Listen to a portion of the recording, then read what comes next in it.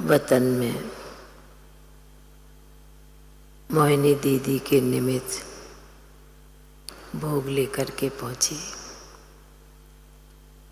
आज बाबा को सवेरे अमृत बेले ही कहा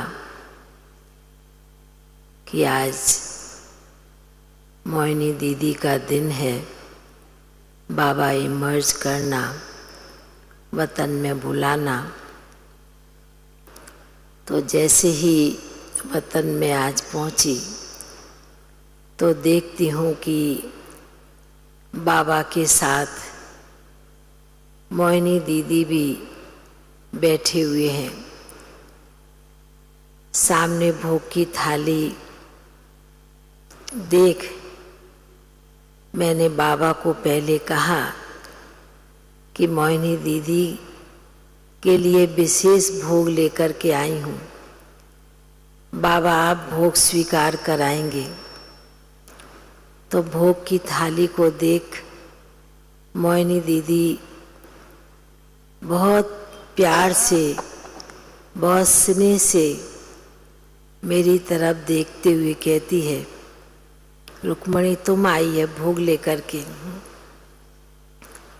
मैं भी विशेष इस दिन का इंतजार करती हूँ कि बाबा मुझे वतन में बुलाएंगे और अपने स्थान से शांतिवन का मुझे भोग स्वीकार कराएंगे। ऐसे मोहिनी दीदी बोल रहे हैं, सुना रहे हैं। तो बाबा कहने लगे कि बच्ची को तो खाने का भी शौक, तो खिलाने का भी शौक, तो खेल पाल का भी शौक। ये बच्ची की विशेष संगम युग पर विशेषता रही। विशेषताओं से तो बहुत भरपूर थी। फिर बाबा ने आज एक शब्द और सुनाया, बच्ची रोब में भी रहती थी तो रोहाव में भी रहती थी। रोब का अर्थ याद बाबा ने बताया कि बच्ची को ये नशा रहता था कि मैं बड़ी दादी के साथ हूँ, जो सबसे बड़ी हस्ती है उनके साथ अंग संग रहने का संगम के समय बाबा ने हमें चांस दिया है। और रुहाब नशे में तो वैसे भी रहती थी। तो जैसे कि बाबा मोहिनी दीदी की तरफ देखते हुए सुना रहे हैं, बोल रहे हैं, और मोहिनी दीदी भी बड़ी मनी मन मीठी दृष्टि से मुस्कराती हैं। बाबा की तरफ भी देखती हैं कि भोग की थाली की तरफ भी देखती हैं, क्योंकि भोग आया है उनके निमित्त।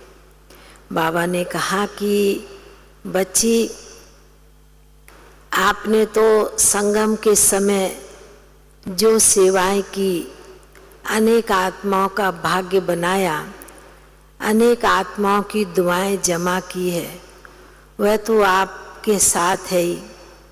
उस अनुसार ही बाबा ने भी आपको उस स्थान पर, ऐसे स्थान पर भेजा है जो आप सेवा कर रही हो ना। है बाबा मोहिनी दीदी को देखते हुए कहते हैं। तो मोहिनी दीदी भी बड़ी स्नेह के साथ मुस्कराते गर्दन हिलाती हैं बाबा के आगे। मोहिनी दीदी फिर कहती हैं कि बाबा आपने तो भेजा है ना। बाबा ने कहा कि हाँ बच्ची, मैंने आपको नई सेवा के निमित्त, नए कार्य के निमित्त नए स्थान पर भेजा है, क्योंकि आने वाले समय में बड़े तो सेवा करके गए हैं और कर भी रहे हैं, पर आने वाले समय में जो छोटे बच्चों के द्वारा भी इस बाबा के कार्य में बहुत उन्नति होनी है। बाबा का कार्य बहुत आगे बढ़ना है, यह बाबा भविष्य बच्चों का देख रहे हैं। तो जैसे कि बाबा बड़े प्यार से मोहिनी दीदी की तरफ देखते इतना शब्द कहते हैं।